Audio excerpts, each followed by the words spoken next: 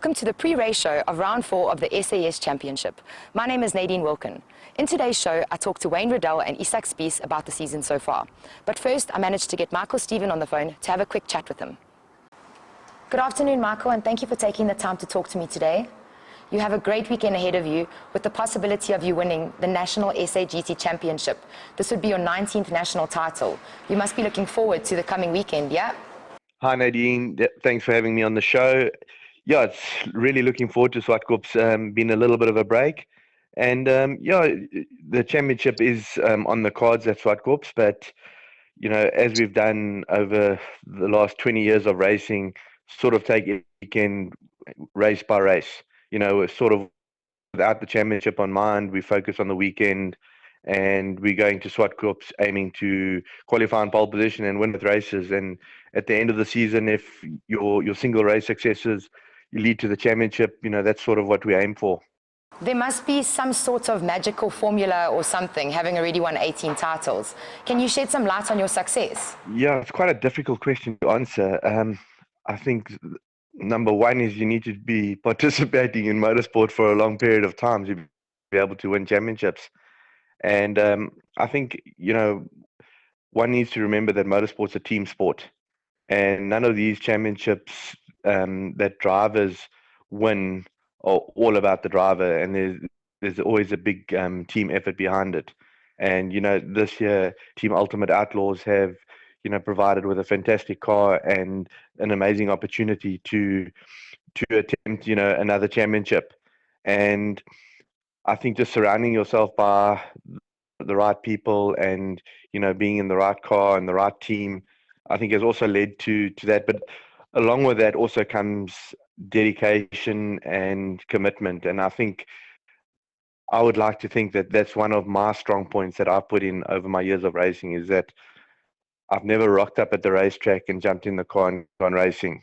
You win a racetrack in preparation before the event. So all the hours, prepping the car, prepping as a driver, and being involved in the team, I think that has probably led to the success, over the years, rather than just, jumping in the car on race day. There's a lot more that goes on behind the scenes. Now, if you look at your trophy cabinet, how well will your first GT3 title stand amongst them? Yes, so, obviously aiming to win the GT3 championship title. Nothing's over until it's over. So, that is our aim as a team. It's our aim to win the National GT3 Championship. And it would certainly rank up there, with the best championships that I've won. And I make this championship even more special is it's in an internationally recognized formula.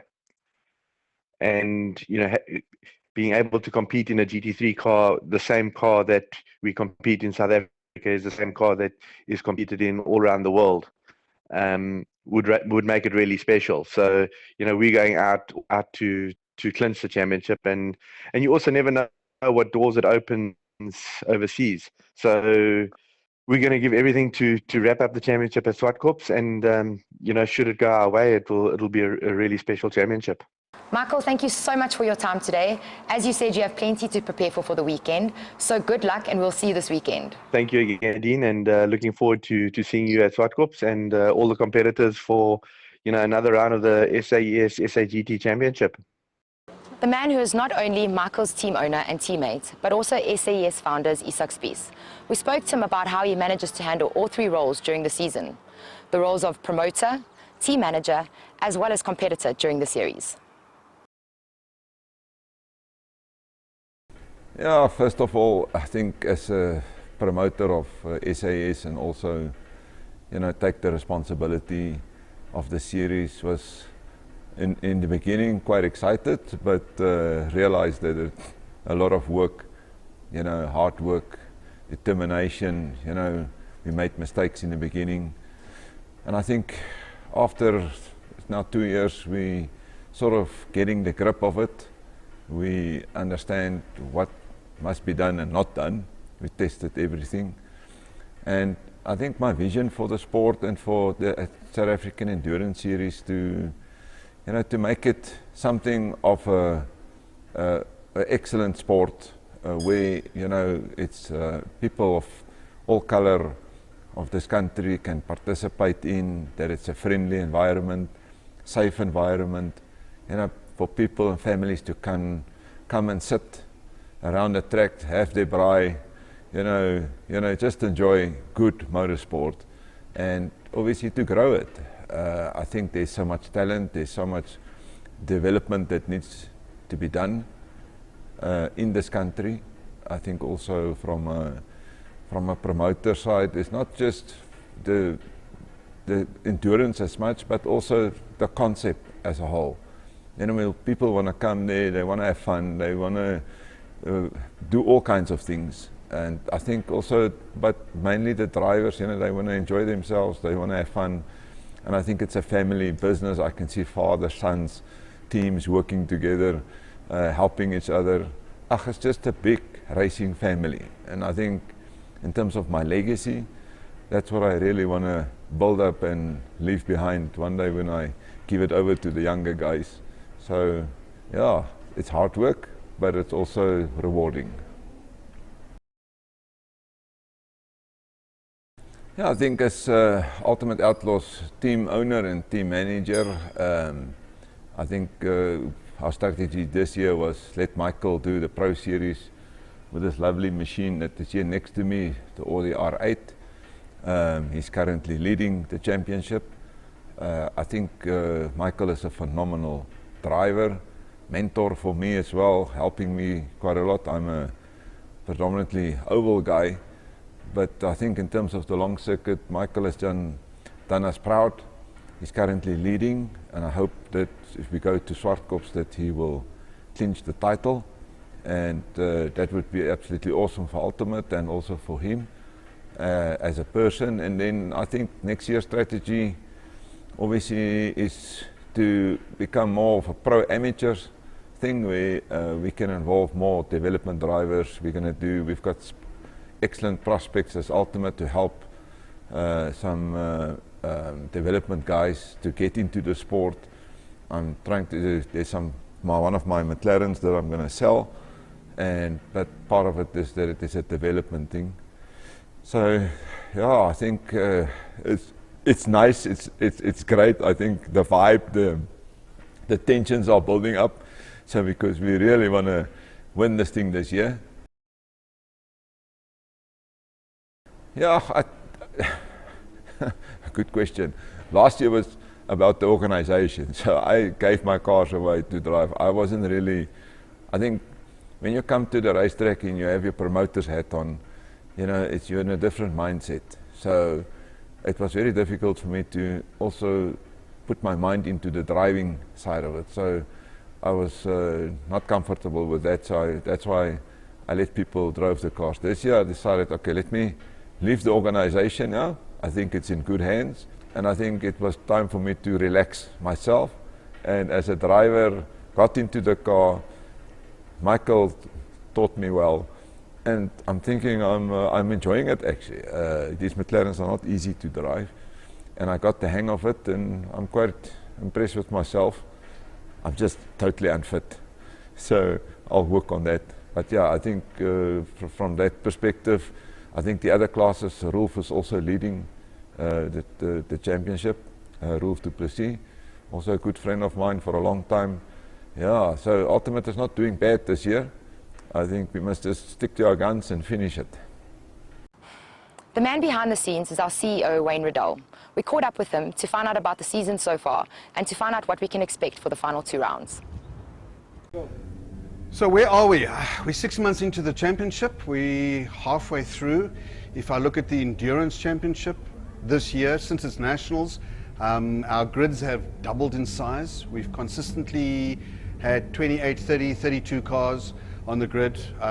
Within the championship, if you take the drop rounds if you factor in the drop rounds, we're on a knife edge. We have 2 major contenders running head to head. They're tied on points.